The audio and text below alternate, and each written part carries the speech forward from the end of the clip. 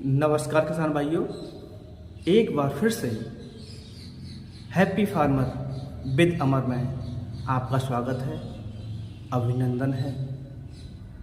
आज हम बहुत ही महत्वपूर्ण और उपयोगी विषय पर चर्चा करने जा रहे हैं।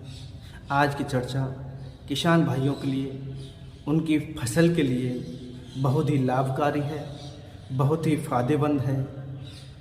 इसलिए आज हम जो वीडियो बना रहे हैं, हमारे किसान भाई इस वीडियो को बहुत ही ध्यान से सुनें, समझें और जो इस वीडियो में बताए हुए तरीके हैं उनका इस्तेमाल करके किसान भाई अपनी खेती में अधिक लाभ कमा सकते हैं। तो चलिए आज की वीडियो शुरू करते हैं।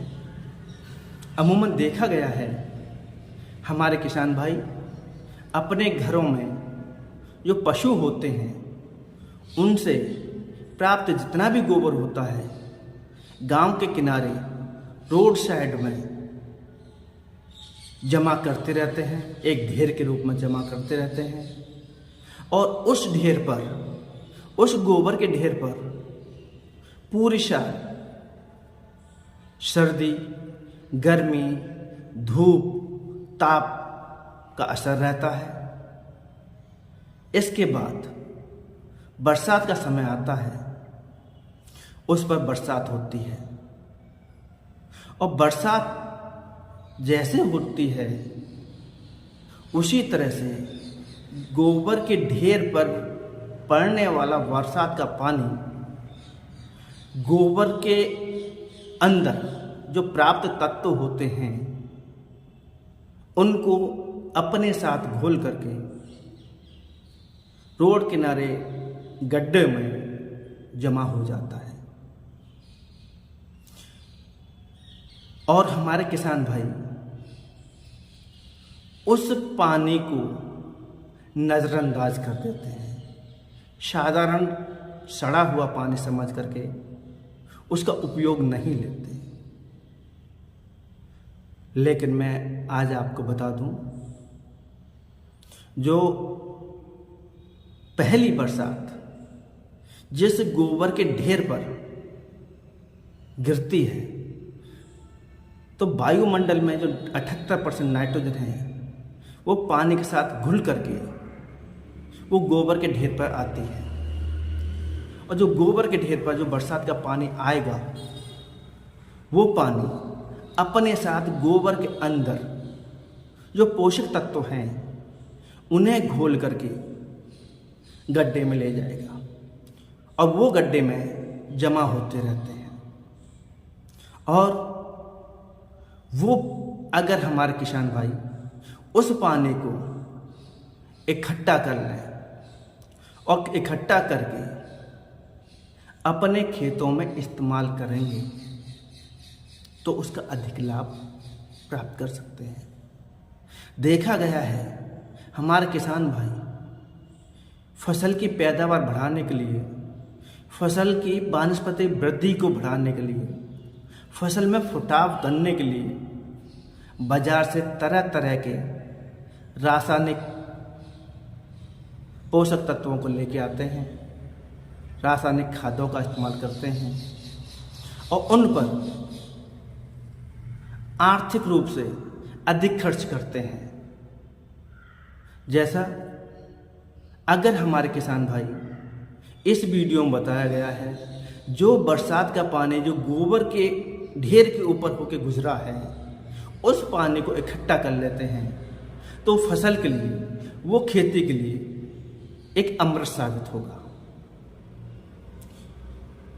जो गोबर की खाद में जो पोषक तत्व थे, घुलनशील पोषक तत्व उसके साथ घुल करके उस पानी में जमा हो जाते हैं और इस पानी को हमारे किसान भाई स्प्रे में फसल के ऊपर इस्तेमाल करते हैं तो हमारी फसल अधिक लाभ देगी। हमारे किसान भाई इस पानी को कैसे इकट्ठा कर सकते हैं? इकट्ठा करें जैसे बरसात हो, पहली बरसात जैसी भी होती है उस बरसात के साथ में जो धीरे धीरे बरसात आती है, उस बरसात का पानी जो जमा होता है, किसान भाई किसी ड्रम में, किसी कैन में इकट्ठा कर लें। और लगाने का तरीका क्या है, और उस पानी को इकट्ठा करके अपनी फसल में, जब 30-40 दिन की फसल हो जाती है, हमारे फसल में फुटाव की ज़्यादा ज़रूरत पड़ती है, टिलरिंग की ज़्यादा ज़रूरत पड़ती है। उस स्थिति में, उस परिस्थिति में हमारे किसान भाई इस पानी का स्प्रे के द्वारा अगर खेत में इस्तेमाल करेंगे, फसल पर इस्तेमाल करेंगे, तो उनकी फसल में फुटाव अधिक आएगा, किल्ले ज़्यादा निकलेंगे और पौधों की ग्रोथ भी अच्छी होगी और पौधों का रंग भी स्वाभाविक हरा होगा। तो इसका इस्तेमाल कैसे करें, तो मैं आपको अवगत करा दूं। इस पानी का उपयोग हमारे किसान भाई एक फसल में 2 बार कर सकते हैं। वो कैसे? पहला स्प्रे, जब हमारी फसल 25-30 दिन 40 दिन की होती है, जब पहला यूरिया लगाने की आवश्यकता होती है, उस समय पर 1 लीटर पानी में 200 से 300 ml जो जमा हुआ हमारा इकट्ठा किया गया पानी है, बरसात का पानी है, जो गोबर की खाद के साथ में घुल के आया है, 200 ml 1 लीटर पानी में मिक्स करें और अपनी किसी भी फसल पर स्प्रे कर सकते हैं।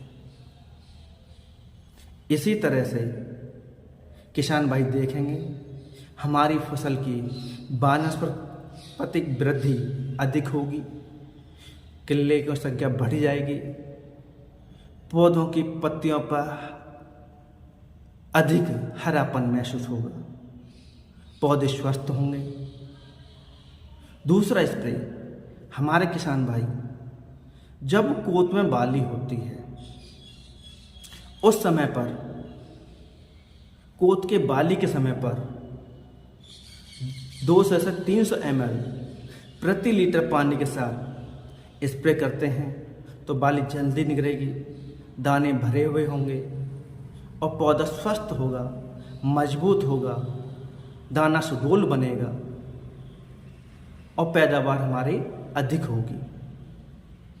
तो ये जो है, जो आज तक हम जाने अनजाने में इस अमृत रूपी पानी को नज़रअंदाज कर रहे थे, गड्ढों में बहा रहे थे, अगर हमारे किसान भाई इस पानी का सही से इस्तेमाल करेंगे तो हमारे किसान भाई अधिक पैदावार प्राप्त कर सकते हैं।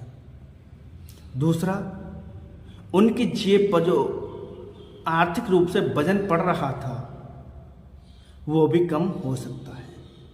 इसलिए हमारे किसान भाई इस पानी को गंदा पानी ना समझ करके फसल के लिए अमृत समझें, और यही अमृत हमारी फसल की पैदावार बढ़ा सकता है, हमारी फसल में वृद्धि कर सकता है, हमारे उत्पादन में वृद्धि कर सकता है, गुणवत्ता में सुधार कर सकता है। इसलिए इस पानी को हमारे किसान भाई बिल्कुल बेकार ना जाने दें, इसका सदुपयोग करें, सही तरीके से करें, बताए हुए तरीके से करेंगे तो हमारे किसान भाई अधिक से अधिक लाभ प्राप्त कर सकते हैं।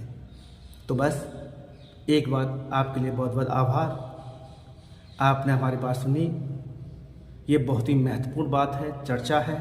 इसके साथ आज की वीडियो समाप्त करने से पहले मैं आपसे निवेदन करना चाहूँगा, जिन किसान भाइयों ने हमारे चैनल को सब्सक्राइब नहीं किया है वो चैनल को सब्सक्राइब कर लें, वीडियो को लाइक करें, शेयर करें और